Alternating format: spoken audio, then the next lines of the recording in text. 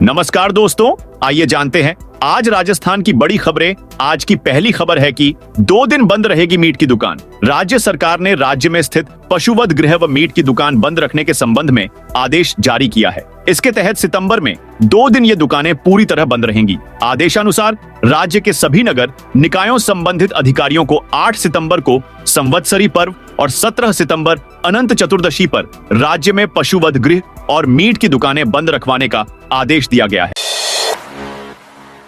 अजमेर में 2 दिन अवकाश की घोषणा। अत्यधिक बाढ़ एवं बारिश की संभावना को देखते हुए अजमेर जिले के विद्यालयों में 1 दिन का अवकाश रहेगा। हालांकि जिला प्रशासन की ओर से जारी किए गए आदेश में 7 एवं 8 सितंबर को अवकाश घोषित किया गया है, जबकि रविवार को तो वैसे ही अवकाश रहता है। यह अवकाश केवल विद्यार्थियों के लिए लागू होगा।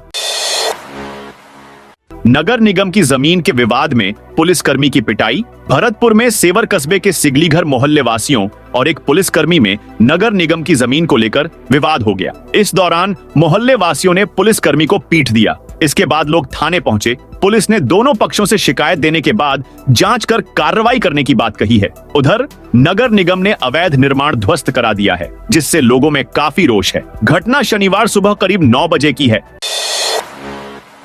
10,000 परिवारों को सरकार दीपावली से पहले देगी पक्का घर। प्रधानमंत्री ग्रामीण आवास योजना सूची में शामिल परिवारों के लिए खुशखबरी आई है। 3 वर्षों के बाद सरकार की ओर से ग्राम पंचायतों को लक्ष्य आवंटित करने के साथ ही वरीयता में आने वाले लाभार्थियों से आवेदन फॉर्म लेने की प्रक्रिया शुरू हो गई है। ऐसे में उम्मीद लगाई जा रही है 10,000 परिवारों को दीपावली से पहले पक्की छत मिल जाएगी।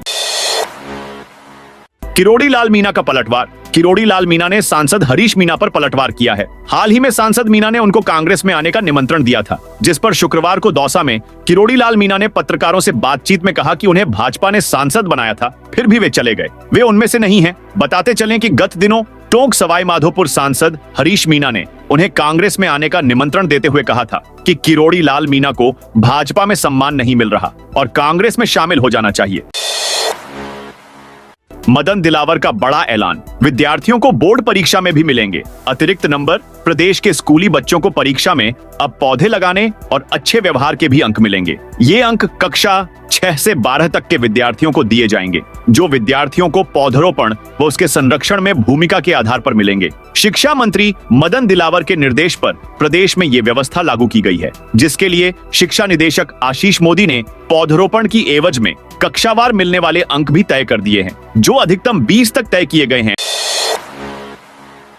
राजसमंद डिपो को 8 साल बाद मिली रोडवेज बसें। राजसमंद डिपो को आखिर 8 साल बाद बसें मिल ही गई। हालांकि एक बस डिपो में पहुंच गई है, जबकि दूसरी बस शुक्रवार को पहुंचेगी। इन बसों के फास्टैग तैयार होने पर आगामी 2-4 दिनों में संचालन शुरू किया जाएगा। हालांकि डिपो को सुचारू रूप से संचालित करने के लिए 25 और बसों की आवश्यकता है, क्योंकि अधिकांश बसें 8 लाख किमी से अधिक चल चुकी है, जो कि कंडम की श्रेणी में आ गई है।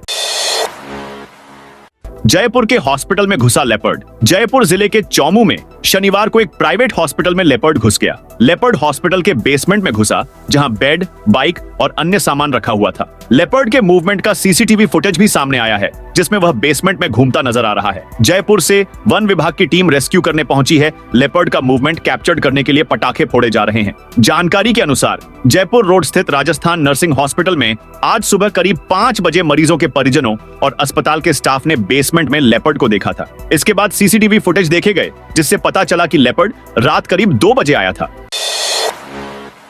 एसआई भर्ती मामले झुंझुनू में बड़ी कार्रवाई। एसआई भर्ती परीक्षा के मामले झुंझुनू पुलिस ने बड़ी कार्रवाई की है। पुलिस ने चिड़ावा से एक युवती को दस्तयाब किया और एसओजी सौंप दिया। झुंझुनू पुलिस ने यह कार्रवाई एसओजी की सूचना पर की है। चिड़ावा से दस्तयाब की गई युवती ने ही परीक्षा में नकल गिरोह से मिलवाया था। गत शनिवार गिरफ्तार हुए प्रशिक्षु एसआई से पूछताछ के बाद इस कार्रवाई को अंजाम दिया गया है। 17 जिलों और तहसीलों में स्त्रीकरण के लिए मांगा दिसंबर तक का समय। प्रदेश के मुख्यमंत्री भजन लाल शर्मा ने केंद्रीय गृह मंत्री अमित शाह को पत्र लिखा है। आशंका है कि सरकार दिसंबर तक 17 नए जिलों का क्षेत्राधिकार बदलने या उन्हें समाप्त करके छोटे जिलों को आपस में मर्ज करने के फैसले ले सकती है। शर्मा ने शाह के नाम पत्र लिखा। इसका खुलासा 2 दिन बाद हुआ। सीएम शर्मा ने राजस्थान की प्रशासनिक सीमाओं को 31 दिसंबर तक खोलने का आग्रह किया है। राइजिंग राजस्थान के लिए जापान दक्षिण कोरिया जा रहे सीएम भजन लाल। इस साल दिसंबर में होने वाली rising Rajasthan global investment summit 2024 के लिए जापान और दक्षिण कोरिया से अंतरराष्ट्रीय इन्वेस्टर्स मीट की शुरुआत होने जा रही है। सीएम भजनलाल शर्मा के नेतृत्व में उच्च स्तरीय प्रतिनिधिमंडल 9 से 14 सितंबर तक इन दोनों देशों की यात्रा पर रहेगा। उन्हें राजस्थान के विभिन्न क्षेत्रों में निवेश करने के लिए आमंत्रित करेगा। प्रतिनिधिमंडल जापान की राजधानी में नीमराना दिवस समारोह में भी भाग लेगा।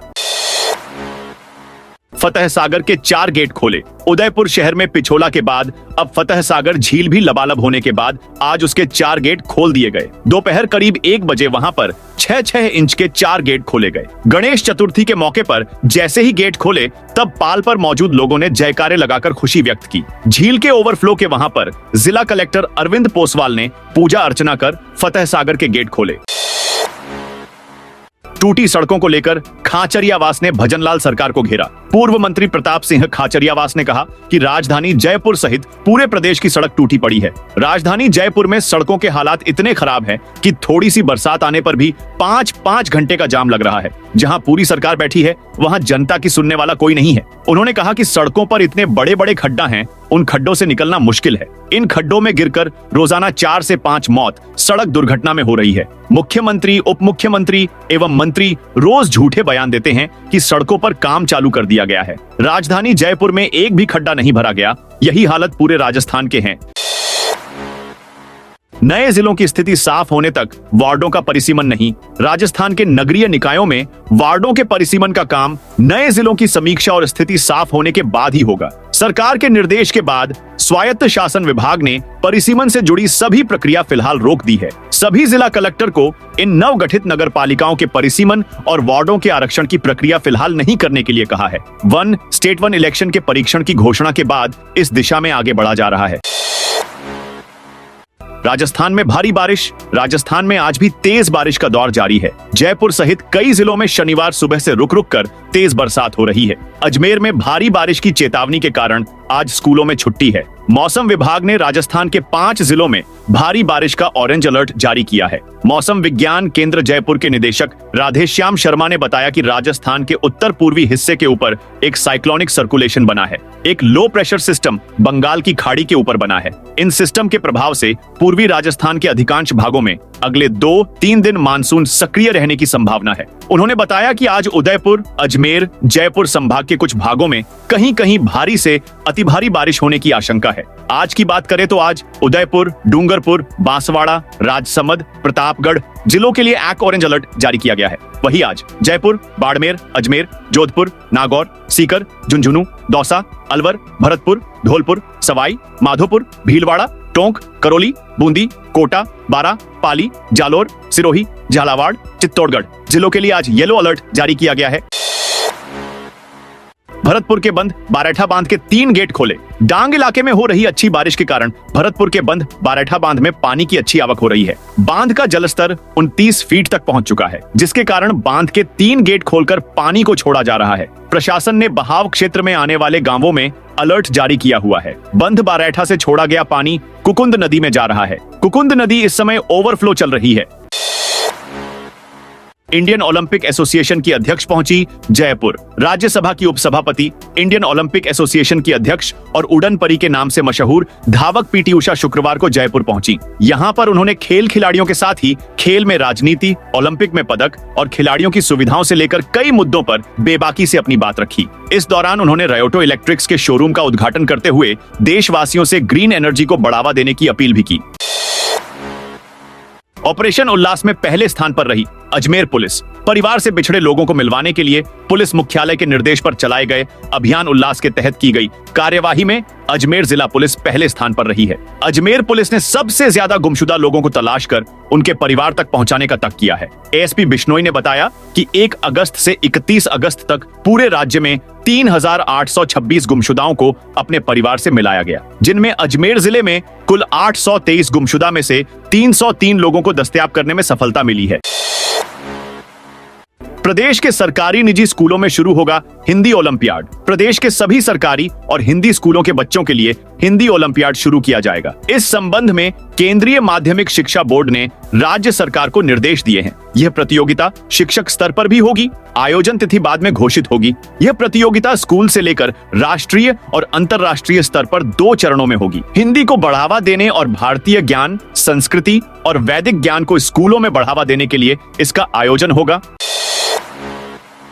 जयपुर में 150 घंटे से पहाड़ियों में युवक की तलाश। जयपुर में नाहरगढ़ के चरण मंदिर घूमने गए 2 भाइयों में से एक का शव पहाड़ियों पर मिला था, जबकि दूसरे की तलाश 7वें दिन यानी 150 घंटे से जारी है। राहुल पाराशर की पहाड़ियों में तलाशी के लिए ड्रोन से लेकर हेलीकॉप्टर तक का सहारा लिया जा रहा है, लेकिन अभी तक सुराग नहीं लगा है। वहीं छोटे भाई आशीष की पोस्टमार्टम रिपोर्ट आने के बाद जयपुर पुलिस हत्या की आशंका जाहिर करते हुए इस मामले की नए सिरे से जांच कर रही है। सरकारी स्कूल के छात्र छात्राओं को मिलेगा किराया। घर से ज्यादा दूरी वाले सरकारी स्कूल के छात्र छात्राओं को सरकार ट्रांसपोर्ट वाउचर देगी। यह राशि हाजिरी के हिसाब दी जाएगी। सरकार ने ट्रांसपोर्ट वाउचर योजना को लेकर दिशा निर्देश जारी किए हैं। राशि नकद नहीं दी जाएगी। यह राशि विद्यार्थियों या अभिभावक के बैंक खाते में जमा की जाएगी। हाजिरी के अनुसार राशि दी जाएगी। जिन छात्राओं का साइकिल योजना में चयन है उनको वाउचर की योजना नहीं मिलेगी। यह राजकीय विद्यालय के कक्षा 1 से 8 तक के विद्यार्थियों तथा 9 एवं 10 की सिर्फ बालिकाओं के लिए है। 9 और 10वीं कक्षा के बालक को योजना का लाभ नहीं मिलेगा। दुनिया की सबसे ऊंची मैराथन में गोल्ड जीता पवन कुमार ढाका ने। सीकर के पवन कुमार ढाका ने दुनिया की सबसे ऊंची लद्दाख मैराथन में अपनी एज कैटेगरी में पहला स्थान हासिल किया है। वहीं उनकी ओवरऑल रैंक 15वीं रही। 51 साल की उम्र में उन्होंने 72 किमी की मैराथन को 9 घंटे 19 मिनट 11 सेकंड में पूरा किया। इसके लिए उन्होंने 2023 में 42 किमी मैराथन दौड़कर क्वालिफाई किया था। इस मैराथन में 6 सितंबर को 28 देशों के 6281 रेसर्स ने भाग लिया था। गजेंद्र सिंह शेखावत का अधिकारियों पर बड़ा बयान। केंद्रीय मंत्री गजेंद्र सिंह शेखावत ने कहा कि भाजपा कार्यकर्ताओं का काम नहीं करने वाले अधिकारियों का बुखार उतारना जरूरी। डबल इंजन की सरकार होने के बाद भी अगर कोई तहसीलदार या अधिकारी भाजपा कार्यकर्ता से कहता है कि तुमसे जो हो सके कर लेना, तो इसे बदलने की जरूरत है। उस अधिकारी का बुखार उतारने के लिए पैरासिटामोल की गोली देने की जरूरत है। मंत्री शेखावत ने शुक्रवार को जोधपुर के लोहावट में स्वागत कार्यक्रम के दौरान ब्यूरोक्रेसी पर निशाना साधा। फाइटर प्लेन तेजस ने हवा में दिखाई करतब। भारतीय वायुसेना का सबसे बड़ा अभ्यास तरंग शक्ति जोधपुर एयरफोर्स स्टेशन पर चल रहा है। एक्सरसाइज के 8वें दिन शुक्रवार को फुल ड्रेस रिहर्सल किया गया। आसमान में छाए काले बादल के कारण रिहर्सल अपने शेड्यूल टाइम से आधा घंटा देरी से शुरू हुई। मौसम साफ होने पर अमेरिका, ऑस्ट्रेलिया और ग्रीस के एयरक्राफ्ट के साथ ही भारत के तेजस, सुखोई 30 और जगुआर ने उड़ान भरी। सीकर में आज और कल बारिश का अलर्ट। प्रदेश में एक्टिव मानसून के बीच सीकर में आज सुबह भी बादल छाए हुए हैं। हालांकि बीच बीच में धूप भी निकल रही है। फिलहाल जिले में आज और कल भी बारिश का अलर्ट है। 9 सितंबर से बारिश की गतिविधियों में कमी आ सकती है। आरपीएससी के पुनर्गठन को लेकर पायलट किरोड़ी साथ आए। इस दौरान किरोड़ी लाल मीणा ने कहा कि आरपीएससी के पुनर्गठन को लेकर भी बड़ा बयान दिया है। उन्होंने सचिन पायलट के उस सवाल का भी जवाब दिया है जिसमें सचिन पायलट ने कहा था कि अब आरपीएससी का पुनर्गठन होना चाहिए। इस विषय पर बोलते हुए किरोड़ी लाल मीणा ने कहा कि यह बात सही है कि आरपीएससी का पुनर्गठन होना चाहिए, लेकिन यह प्रक्रिया टेढ़ी है। सचिन पायलट ने उनकी सरकार के समय क्यों नहीं करवाया? राजस्थान के सरकारी कर्मचारियों के लिए बड़ी खबर। पुरानी पेंशन योजना ओपीएस का लाभ लेने के लिए पिछले साल उधार लेकर पैसा जमा कराया, लेकिन पेंशन अब तक नहीं मिली। मामला बोर्ड निगमों के करीब 50,000 कर्मचारियों से जुड़ा है जो अब तक ओपीएस को लेकर उलझन में हैं। इनमें से 5 बिजली कंपनियों व राजस्थान पर्यटन विकास निगम के 40,000 से अधिक कर्मचारियों का ओपीएस का लाभ कानूनी प्रक्रिया में उलझा है, जबकि राजस्थान राज्य भंडारण व्यवस्था निगम ने कर्मचारियों को ब्याज सहित पैसा वापस लेने का विकल्प दिया है। पार्षद के उपचुनाव में कांग्रेस ने भाजपा को दी मात। घर परिषद के वार्ड 52 में रिक्त चल रहे पार्षद पद के लिए हुए चुनाव के नतीजों से सत्ताधारी दल भाजपा को मायूसी हाथ लगी है। उपचुनाव में कांग्रेस प्रत्याशी नीरज सिसोदिया ने 116 मतों से भाजपा के नवनीत को पराजित किया है। विधानसभा चुनाव के बाद शहरी सरकार में एक रिक्त सदस्य पद के लिए चुनाव हुआ था।